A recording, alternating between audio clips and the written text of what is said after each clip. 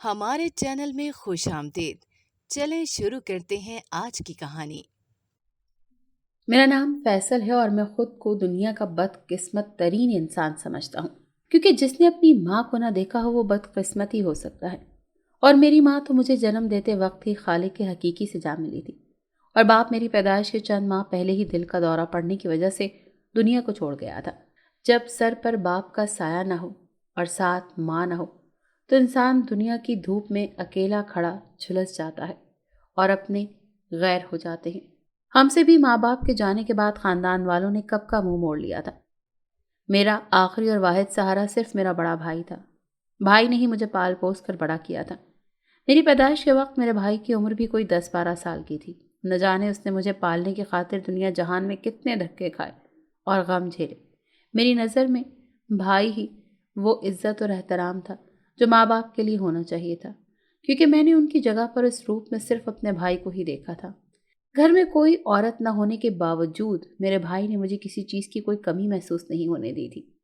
وہی مجھے دودھ پلاتا، میرے کپڑے دھوتا اور مجھے سلاتا۔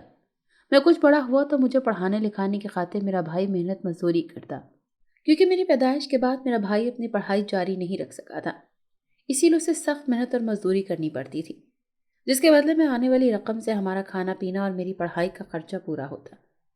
میں تو ابھی چھوٹا ہی تھا، اس بات کا زیادہ احساس تک نہ تھا کہ میرا بھائی گھر کا گزارا کیسے پورا کرتا ہوگا، اور نہ ہی کبھی بھائی نے مجھ پر ایسا کچھ جتایا تھا۔ لیکن جیسے جیسے میں بڑا ہونے لگا، مجھے اس بات کا شدت سے احساس ہونے لگا کہ میری خاطر بھائی کو بہت مشقت کرنا پڑتی ہے۔ بھائی کی مجھ میں جان بستی تھی تو میں بھی بھائی سے بے انتہا محبت کرتا تھا۔ ہم دونوں ہی بھائی ایک دوسرے کے لیے ایسے تھے کہ بنا دیکھے ایک پل گزارا نہ کرتا۔ میری عمر 17 سال تھی جب مجھے یہ احساس شدت سے ہونے لگا کہ بھائی اکیلا محنت کرتا ہے، مجھے بھی کچھ کر کے اس گھر کے خرچے میں حصہ ڈالنا چاہیے۔ اس گھر کے خرچے بھی کیا تھے، صرف میری ہی ضروریات پوری کرنا بھائی کا مقصد تھا۔ وہ خود تو جہاں کام کرتے تھے وہیں سے کھانا بھی کھا لیتے تھے، میری ہی خاطر وہ لاتے اور پکاتے تھے۔ میں نے ایک روز پہلی بار جب ان سے اپنی اس خواہش کا اظہار کیا کہ میں کچھ کمانا چاہتا ہوں، آپ مجھے کہیں پر کام دلائیں، تو بھائی کو بہت برا لگا، کیونکہ وہ چاہتے تھے کہ میرا مکمل دھیان اپنی پڑھائی پر ہو اور کمانے کی میں فکر نہ کروں۔ وہ مجھے نوکری کے جھنجھٹوں اور فکروں میں نہیں ڈالنا چاہتے تھے اور خود ہی اکیلے میری ساری خواہشات پوری کرنا چاہتے تھے۔ لیکن اب مجھے یہ احساس شدت سے ہونے لگا تھا کہ بھائی اکیلے بہت عمر گزار چکے ہیں اور میرے لیے انہوں نے اپنے بارے میں سوچنا کب کا چھوڑ دیا ہے۔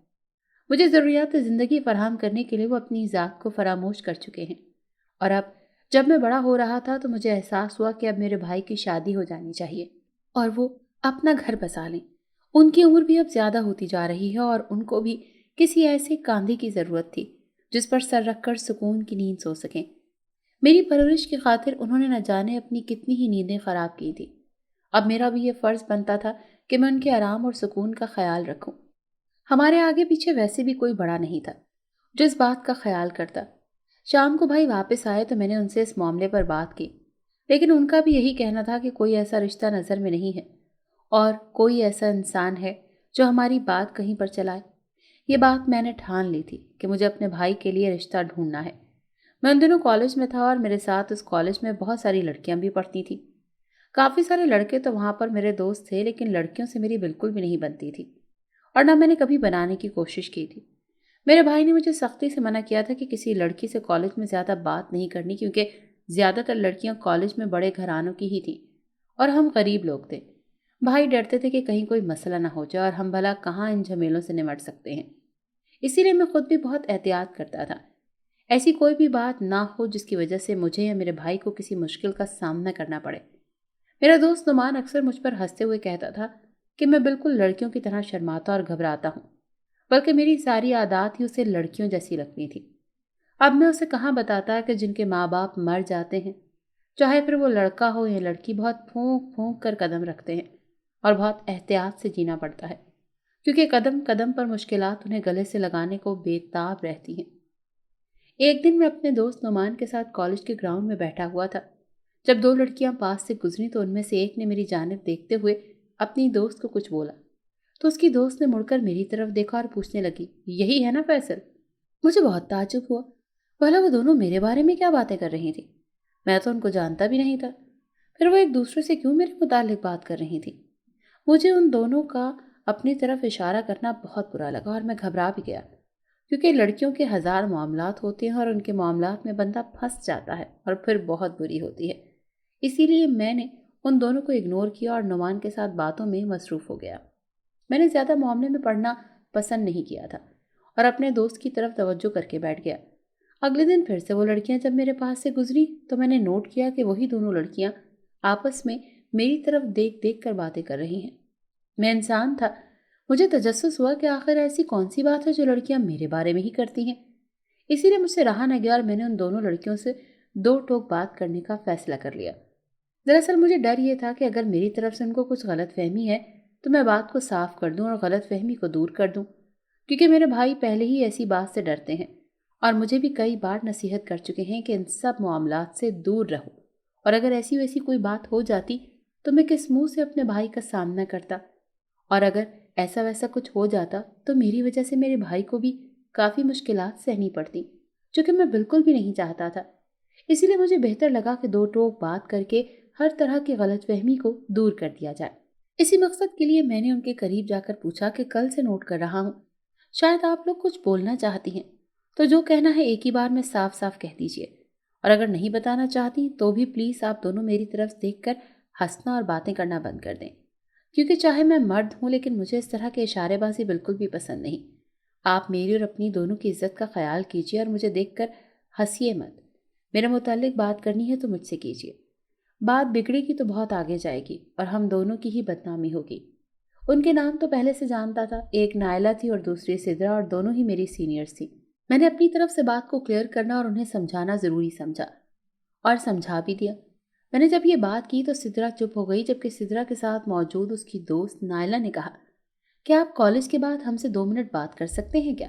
ہم آپ کو کچھ بہت ضروری بتانا چاہتے ہیں۔ میں پہلے تو گھبرا گیا لیکن اپنے دوست نعمان کے کہنے پر انہیں ہاں کہہ دی۔ پھر وعدے کے مطابق میں نے کالج کے بعد پاس ہی ایک پارک کی طرف چل پڑا جہاں ان دونوں نے مجھے آنے کا کہا تھا۔ میرے ساتھ میرا دوست بھی تھا۔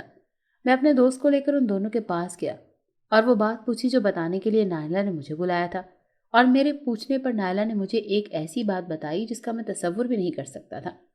مجھے کچھ شک تو پہلے سے ہی تھا کہ وہ دونوں کوئی ایسی ہی بات کرنے والی ہیں، لیکن ایسے براہ راست وہ کہہ دیں گی میں نے نہیں سوچا تھا۔ اور دوسری جو بات وہ کہہ رہی تھی میرے نزدیک وہ بے وقوفانہ بات تھی جو میں سوچنا تو دور سننا بھی نہیں چاہتا تھا۔ نائلہ نے جھجکتے ہوئے بتانا شروع کیا کہ وہ مجھے کہنے لگی کہ میری دوست سدرا آپ کو بے حد پسند کرتی ہے۔ اس نے کئی بار آپ کو یہ بات بتانا چاہی ہے لیکن نہ اس کی ہمت ہو سکی ہے اور نہ ہی آپ کا کبھی اس طرف دھیان گیا کہ آپ اپنے ارد گرد لوگوں کو سمجھ سکیں۔ اس کی بات سن کر میرے تو ہوش اڑ گئے۔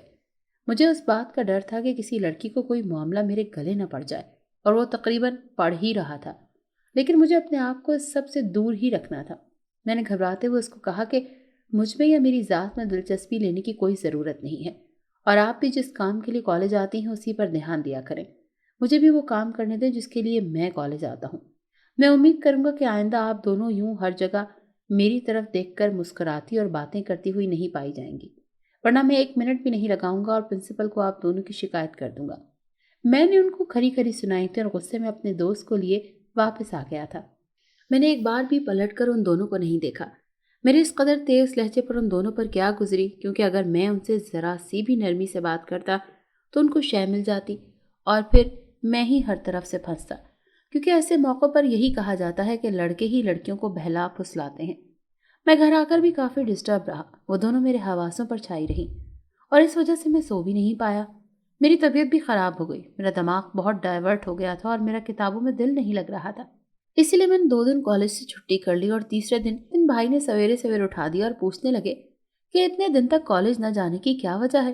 تو میں نے سر درد کا بہانہ بنا کر اصل بات کو چھپا دیا، کیونکہ میں اپنی طرف سے بات کو ختم کر چکا تھا اور بھائی پہلے ہی میری پڑھائی کے اخراجات اور گھر کے اخراجات کی وجہ سے پریشان رہتے تھے، اسی لیے ان کو مزید پریشان کرنا مجھے ٹھیک نہیں لگا۔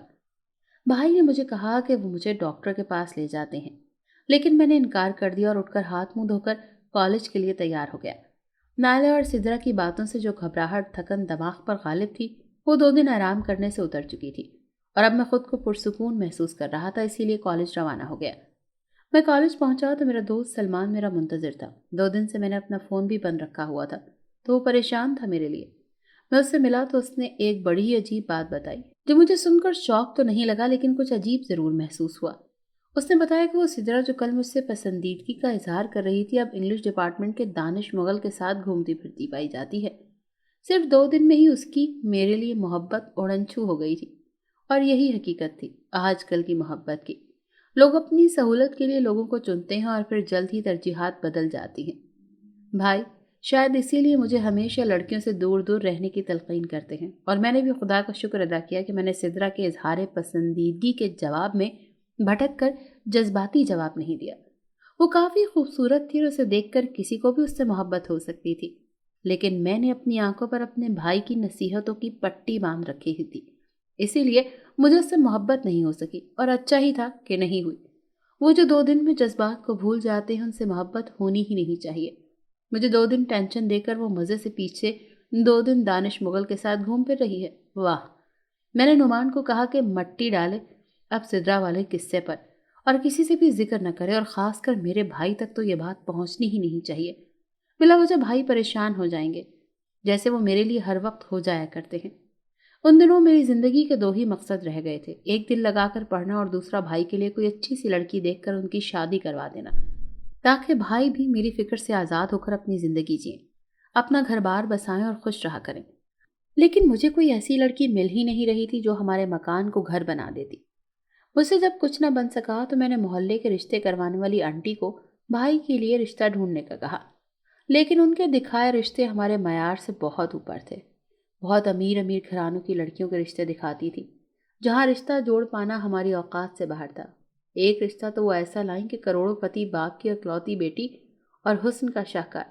لڑکی اور اس کے باپ دونوں نے بھائی کو پسند بھی کر لیا تھا، لیکن بھائی نے انکار کر دیا۔ ان کے انکار کی 2 وجوہات تھی، ایک تو وہ سادہ سے بندے ہیں اور اپنے جیسے ہی لوگوں سے اپنے لیے بیوی لانا چاہتے ہیں جو ساری زندگی ان کا ساتھ نبھاتی رہے چاہے حالات جیسے بھی ہوں۔ بھائی امیروں سے رشتہ داریاں جوڑنے کا شوق نہیں رکھتے تھے، کیونکہ انہیں لگتا تھا کہ امیر رشتوں کو جوڑنا نہیں جانتے، اور انکار کی دوسری وجہ میں تھا۔ اس کروڑ پتی لڑکی اور اس کے باپ نے شرط رکھی تھی کہ شادی کے بعد بھائی ان کے ساتھ گھر داماد بن کر رہیں گے، کیونکہ ان کی ایک ہی بیٹی ہے اور وہ اسے خود سے دور نہیں کرنا چاہتے۔ لیکن ساتھ ہی انہوں نے ایک اور شرط رکھی کہ بھائی کو اکیلے ہی ان کے ساتھ جانا ہوگا۔ بھائی کے ساتھ وہ مجھے رکھنے سے انکار کر چکے تھے، اور میرے بھائی کو تو میرے بغیر سانس تک نہیں آتی تھی۔ وہ چاہتے تھے کہ بھائی مجھے چھوڑ کر ان کے پاس چلے جائیں۔ بھائی نے ان کو صاف انکار کر دیا اور مجھے بھی منع کر دیا کہ میں ان کے لائے ہوئے کوئی رشتہ نہ دیکھوں۔ ان کا کہنا تھا کہ جب قسمت میں لکھی ہوگی تو شادی خود بخود ہو جائے گی۔ ویسے تو میں بھائی کی ہر بات مانتا تھا، لیکن میں بھائی کی یہ بات نہیں مان سکتا تھا۔ میں نے ان کے منع کرنے کے باوجود بھی اپنی تلاش جاری رکھی، اور ڈھونڈنے سے تو خدا بھی مل جاتا ہے، اسی لیے مجھے یقین تھا کہ مجھے ایک اچھی لڑکی بھابھی کے روپ میں ضرور مل جائے گی۔ میں ان دنوں اسی کام میں لگا رہتا تھا، اور اس دن بھی کالج کے گارڈن میں بیٹھا میں موبائل پر رشتے کروانے والی آنٹی کی بھیجی گئی لڑکیوں کی تصاویر دیکھ رہا تھا، جب مجھے اپنے عقب میں ایک نسوانی آواز سنائی دی۔ میں نے موبائل سے نظر ہٹا کر پیچھے دیکھا تو وہاں نائلہ کھڑی تھی۔ اس نے مجھے مخاطب کیا۔ میں نے سوالیہ انداز میں اس کی طرف دیکھا کہ وہ کیا کہنا چاہتی ہے، تو اس نے مجھ سے بیٹھنے کی بات کی اور بات کرنے کی اجازت مانگی۔ میں نے کہا بیٹھ جاؤ تو وہ میرے سامنے ہی گھاس پر بیٹھ گئی۔ وہ کافی کنفیوز اور شرمندہ سی لگ رہی تھی اور مسلسل اپنی انگلیوں کو چٹکھائے جا رہی تھی۔ میں نے اکتا کر اس کی طرف دیکھا اور اس سے کہا کہ جو بھی کہنا ہے ذرا جلدی کہو، مجھے کہیں جانا ہے۔ تب وہ کہنے لگی، میں آپ سے بہت زیادہ شرمندہ ہوں فیصل۔ دراصل میں نے اسی سیمسٹر کالج کو جوائن کیا ہے۔ اس سے پہلے میں دوسرے شہر ہوتی تھی اور اب ابا کی پوسٹنگ ہوئی ہے تو ہم یہاں آ گئے، اور میں نے بھی دوسرے شہر کے کالج سے مائیگریشن کے لیے اپلائی کیا تھا۔ مجھے جوائن کیے ہوئے صرف 2 ماہ ہوئے ہیں، اور سدرا سے میری دوستی پچھلے 1 ماہ سے ہے۔ وہ جس طرح آپ کو دیکھتی تھی، آپ سے باتیں کرتی تھی، آپ کے خواب دیکھتی تھی، آپ کے لیے آہیں بھرتی تھی، تو مجھے لگا وہ آپ سے محبت کرتی ہے۔ مجھے نہیں پتا تھا کہ اس کی فطرت آزاد پرندے جیسی ہے، آج یہاں تو کل وہاں۔ اس کالج میں وہ میری اکلوتی دوست تھی، اور دوست کے نام پر دوسرے دوست کا فرض ہوتا ہے کہ اس کے کام آئے۔ میں نے اس کے دل کی بات آپ تک پہنچائی جو یقیناً آپ کو بہت زیادہ بری لگی، اور میں اس پر بے انتہا شرمندہ ہوں۔ میں کافی دن سے آپ سے معافی مانگنے کی کوشش کر رہی تھی، لیکن مجھ میں ہمت پیدا نہیں ہو رہی تھی آپ سے بات کرنے کی۔ جس طرح سے آپ نے اس دن ڈانٹا تھا تو میری ساری ہمت ہی ختم ہو گئی۔ آج بہت ہمت کر کے آئی ہوں آپ سے بات کرنے اور معافی مانگنے۔ پلیز، میں بہت شرمندہ ہوں، مجھے معاف کر دیجیے گا۔ مجھے نائلہ کافی اچھی اور صاف دل کی لڑکی لگی۔ وہ اپنی دوست کی وجہ سے اتنی زیادہ شرمندہ ہو کر بولتی تھی، مجھے ہی شرمندہ کر رہی تھی۔ میں نے مسکرا کر اس کی طرف دیکھا تھا تاکہ اس کا اعتماد بحال ہو۔ کہا میں نے کسی بات کا کوئی مائنڈ نہیں کیا، لہٰذا وہ زیادہ سوچے مت۔ پھر بھی اسے میری معافی درکار ہے تو میں نے اسے معاف کر دیا۔ وہ سن کر بچوں کی طرح خوش ہو کر مجھے اپنے ساتھ کافی پینے کی آفر کی۔ پہلے تو میں نے سوچا کہ انکار کر دوں، لیکن پھر اس کے معصوم سے چہرے پر چھائی خوشی کو دیکھ کر میں انکار نہ کر سکا اور اس کے ساتھ کافی پینے کی حامی بھر لی۔ اور پھر آنے والے کچھ دنوں میں ہماری سرسری سی بات ہیلو ہائی تک پہنچی، اور پھر ہیلو ہائی سے ہم دوست اور پھر بہت اچھے دوست بن گئے۔ ہم بہت ہی کم عرصے میں ایک دوسرے کو کافی زیادہ سمجھنے لگے تھے اور اپنے دکھ سکھ بلا جھجک ایک دوسرے سے شیئر کرنے لگے تھے۔ نائلہ خوبصورت ہونے کے ساتھ ساتھ ایک بے حد ہی سلجھی ہوئی لڑکی تھی، اور اس میں وہ تمام خوبیاں تھیں جو ایک مکان کو گھر بنانے کے لیے کافی ہوتی ہیں۔ ہمارے مکان کو ایک عورت کی ضرورت تھی اور وہ ضرورت صرف اور صرف نائلہ پوری کر سکتی تھی۔ مجھے نائلہ میں ایک بہترین دوست ہونے کے ساتھ ساتھ اپنے لیے بہترین بھابھی اور بھائی کے لیے بہترین بیوی بھی نظر آ رہی تھی۔ میں نے نائلہ کو اپنی پریشانی سے متعلق بتا رکھا تھا۔ میں اپنے بھائی کے لیے کس قدر پریشان ہوں جس نے اپنی ساری زندگی میرے نام کر رکھی ہے اور خود خوشیوں سے منہ موڑ رکھا ہے۔ نائلہ مجھے تسلی دیتی تھی اور میرا حوصلہ بڑھاتی تو میرا بھی حوصلہ بڑھا، اور میں نے سوچا کہ اب نائلہ سے شادی کی بات کر ہی لینی چاہیے۔ میں نے ایک دن نائلہ سے پوچھ ہی لیا کہ میں اس کے گھر رشتہ بھیجنا چاہتا ہوں تو کیا بھیج سکتا ہوں؟ نائلہ نے کہا اسے تو کوئی اعتراض نہیں، لیکن اس کی فیملی بہت کنزرویٹو ہے۔ وہ لوگ اس بات کو نہیں مانیں گے کہ کالج سے ایک لڑکے نے جو کہ ان کی بیٹی کا دوست بھی ہے رشتہ بھیج دیا۔ نائلہ کی بات بھی ٹھیک تھی، مجھے کچھ اور سوچنا چاہیے تھا، اور میں نے ایک پلان سوچ لیا۔ میں نے بھائی سے بات کرنے کے بعد رشتے کروانے والی آنٹی سے بات کی اور پھر انہی کے توسط سے نائلہ کے گھر بھائی کا رشتہ لے کر گیا۔ نائلہ کی فیملی کنزرویٹو صحیح لیکن کافی خوش اخلاق اور مہمان نواز تھے۔ انہوں نے ہماری خوب آؤ بھگت کی اور سوچنے کے لیے وقت مانگا، اور پھر تھوڑی چھان پٹک کرنے کے بعد انہوں نے رشتے کے لیے ہاں کہہ دی۔ شادی بھائی کی ہو رہی تھی اور خوش میں تھا کیونکہ میری بیسٹ فرینڈ میری بھابھی بن کر میرے گھر آنے والی تھی، یعنی کہ میری زندگی بہت اچھی گزرنے والی تھی۔ دونوں طرف خوب زور و شور سے شادی کی تیاریاں اور شاپنگز ہو رہی تھی، اور پھر بالآخر وہ دن آ ہی گیا جب نائلہ سرخ جوڑے میں رخصت ہو کر ہمارے گھر آ گئی۔ میں نے اس دن خوب بھنگڑا ڈالا تھا اور کھل کر خوشی منائی تھی۔ سوک سوک کر کے شادی کے ہنگامے ختم ہو گئے، زندگی نارمل روٹین کی طرف واپس آ گئی، لیکن ایک بہت بڑا بدلاؤ بھی تھا جو آ چکا تھا، اور وہ بدلاؤ میرے لیے کافی تکلیف دہ اور حیرت انگیز تھا۔ وہ بدلاؤ نائلہ میں آیا تھا۔ وہ نائلہ جو مجھ پر جان چھڑکتی تھی اب مجھ سے کترائی کترائی سے رہنے لگی۔ پہلے جو ہم گھنٹوں باتیں کیا کرتے تھے اب فارمل بات سے زیادہ بات ہی نہیں ہو پاتی تھی۔ مجھے تو لگا تھا نائلہ کے آنے سے گھر میں رونقیں دوڑ جائیں گی اور زندگی خوبصورت ہو جائے گی، لیکن ایسا تو کچھ بھی نہیں تھا۔ نائلہ پہلے میری بیسٹ فرینڈ تھی تو میرا بے انتہا خیال رکھتی تھی، لیکن جب سے وہ میری بھابھی بنی تھی اس کو میری کوئی پرواہ ہی نہیں تھی۔ میں تو اسے بھابھی بنا کر لایا تھا، بھابھی جو ماں جیسی ہوتی ہے، اور مجھے لگا تھا کہ وہ دوستی میں جتنا پیار مجھ سے کرتی ہے میری ماں یعنی بھابھی ماں بن کر اس سے زیادہ کرے گی، لیکن نائلہ کے لیے میری ہر امید پانی کا بلبلہ بن گئی تھی۔ لیکن پھر اچانک سے اس میں ایک اور بدلاؤ آیا، وہ ایک دم سے ٹھیک ہو گئی، یعنی کہ پہلے جیسی ہو گئی۔ اس نے ویسے ہی میرے ساتھ ہنسنا بولنا شروع کر دیا جیسے پہلے ہوتی تھی۔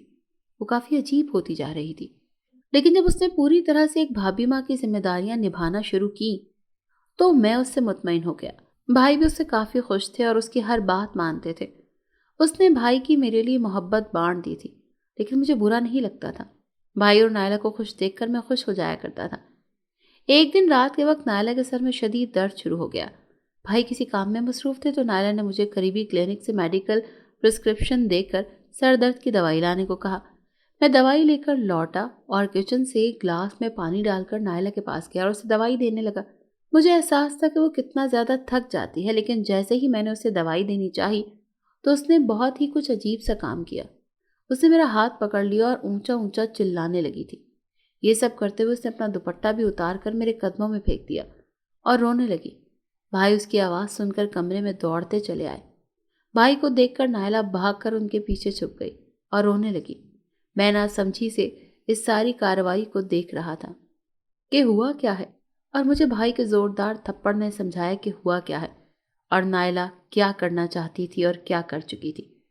اس نے مجھ پر تہمت لگائی تھی اور مجھے میرے ہی بھائی کی نظروں میں گرا دیا۔ اس نے بھائی سے کہا کہ میں اسے زبردستی وہ دوائی کھلانے کی کوشش کر رہا تھا، اور جب میں نے بھائی سے کہا کہ وہ دوائی صرف سر درد کی دوائی ہے جو نائلہ نے خود منگوائی تھی، لیکن پھر میرے سر پر ایک اور آسمان ٹوٹا جب بھائی نے اس دوائی کو چیک کیا تو وہ سر درد کی نہیں بلکہ نشہ آور دوائی تھی۔ نائلہ نے پوری پلاننگ کے ساتھ یہ کام کیا اور ایسے کیا کہ میرا اپنا ہی بھائی مجھے خون خوار نظروں سے دیکھ رہا تھا۔ میں نے بھائی کو سچ بتانے کی کوشش کی لیکن انہوں نے میری ایک نہ سنی اور میرا منہ مکوں سے نیلو نیل کر کے مجھے دھکے دے کر گھر سے نکال دیا۔